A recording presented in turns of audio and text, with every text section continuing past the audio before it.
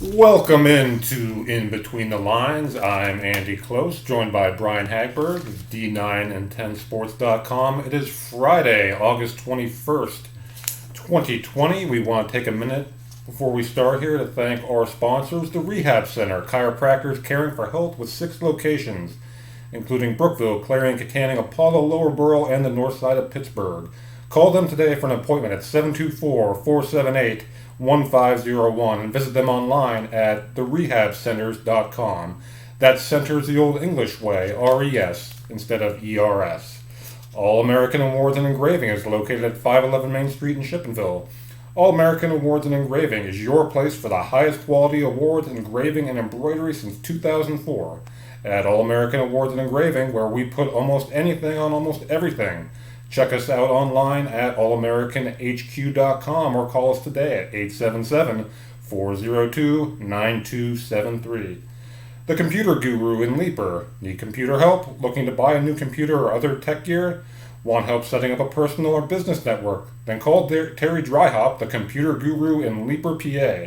You can stop by in their shop at 1204 Tylersburg Road in Leaper, or they can come to you. Call the Computer Gurus at 814-744-7580 to make an appointment, or visit the Computer Guru on the net at thecomputerguru.net. All right, a big thank you to our sponsors.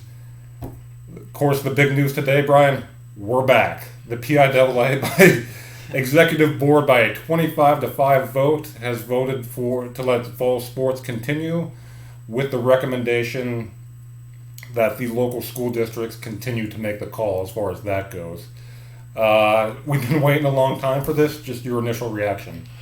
I think this is really what most people who have kind of been reading the tea leaves, so to speak, expected them to do today. Maybe the vote numbers themselves weren't exactly what was expected, but I think a move to let each individual school district decide for itself whether or not it wants to continue with fall sports with the blessing of the PIAA. I think that was the expected move today. Mm-hmm. Yeah, I gotta say, just before we go any further, I am so happy for these kids. I'm so happy for you, the student athletes. This is, it's been uncertain for us in the media. It's been uncertain for your coaches, but really, you're the ones that have had to bear the brunt of this. You're the ones that have been caught in the chess game between the governor's office and the PIAA, not knowing if you're going to have a season or not. So congratulations. Now the fun can begin. Yeah, definitely. Again, happy for the kids, especially those seniors who, a lot of them were really concerned about whether or not they were going to get that final season for themselves. A lot of guys with aspirations of playing at the next level, guys and girls, I should say, with aspirations of playing at the next level. A lot of them counting on a strong senior season to get that last bit of push and get noticed by some colleges. So happy for them that they're going to have that opportunity.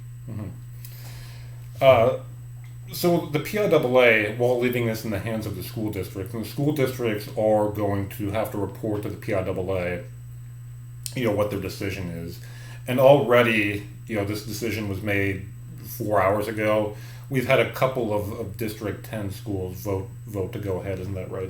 Yeah, both Titusville and Lakeview school districts have already voted to proceed with fall sports, so they will be playing. Lakeview took the additional step. They have voted that they will play. They will play without fans, apparently regardless of whether anything changes in the governor's mandate about no fans for high school sports or K through 12 sports.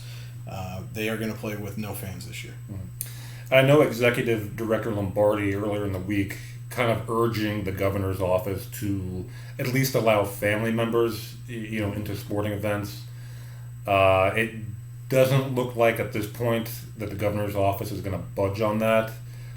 We'll see how that plays out, but unfortunately, that was, if there was one negative from today, that was it. I don't know if we're gonna see fans in the stands. My guess at this point would be no, but we'll see. And I guess at this point too, let's focus on. I mean, yes, that matters, of course. If I'm a parent, I want to see my kid play. Um, but let's really focus on the positive here now, which is that they can play.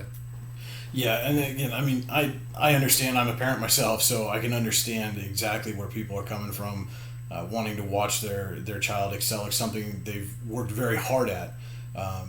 But again, this is one of those.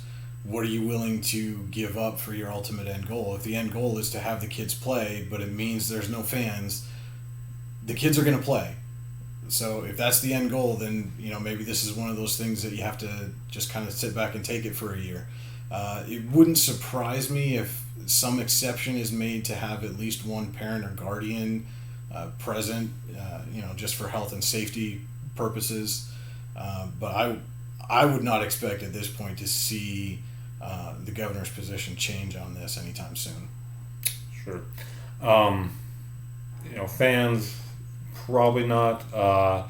Listen, this fall season, at least, it's going to look different. It's going to be different. And I think we just have to embrace that. And along those lines, the schedules across the board in every sport are going to change. Both District 10 and District 9 have already talked about realignment. District 10 has put out a statement already that said, "Hey, we're going to limit travel as much as possible and keep it constricted as much as possible," which may lead to some matchups we're not typically seeing, which may lead to some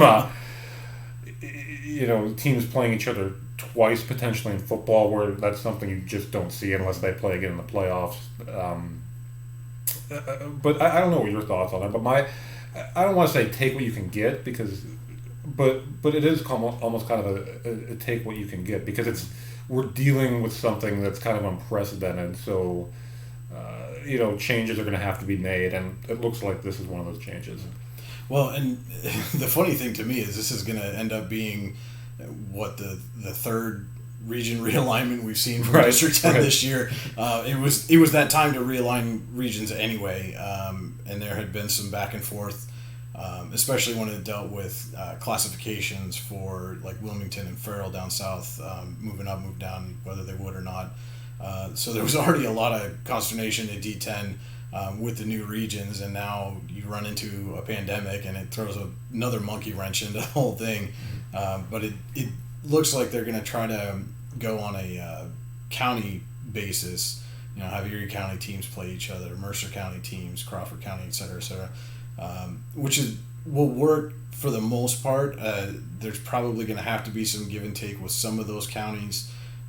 You look at a place like Warren County, you're going to have 3 teams in there. They're not going to just only play each other. So you might expect to see something like, Warren County teams have maybe Corey, Union City, Titusville added to their schedules.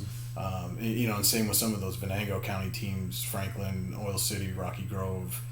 They may get some crossover as well. So it'll be interesting to see, one, who all decides they're going to play within District 10, and then what role that plays and how the district sets these schedules. And listen, to athletic directors, they're another group we got to we got to give a big round of applause to, because they are definitely earning their money. Not that they don't, but they are really earning their money, and this this is unprecedented for them as well. And they're tasked, primarily with making these schedules and going off the recommendations of the district and the PIAA, and it's not easy. We are sitting, in late August, and these schedules that they have spent all this time preparing. Nope, scrap that. Nope, we got to do something completely different. But they'll get it done. They'll get it done. I think they're probably just. If there's another group probably that's excited as a student athlete, it's your coaches and your ADs, even though it means a lot of work. The fact that we're having this discussion today about playing sports means we're not having, it's not an unknown anymore. We're going to play. So the athletic directors are probably welcoming a change from are we going to play, are we going to play, are we going to play, to all right, who are we going to play? Yeah. It's probably going to be a very welcome change for them to be able to focus on who you're going to play as opposed to whether or not you're going to play. Yeah. And listen, it might. It's obviously going to take away some matchups that we all want to see and that the players want to play in. But again, at the end of the day, we're playing, and that's the main thing. Well, and there's been some talk that some of the classification and region realignments have taken away some of those traditional rivalry matchups, and due to this, you may see some of those come back, even if it's just on a limited basis. No question, Brian. Those some of those rivalries. I think you and I might remember more than these kids do, but nevertheless, you might see an opportunity for schools to play each other that might not have had the opportunity.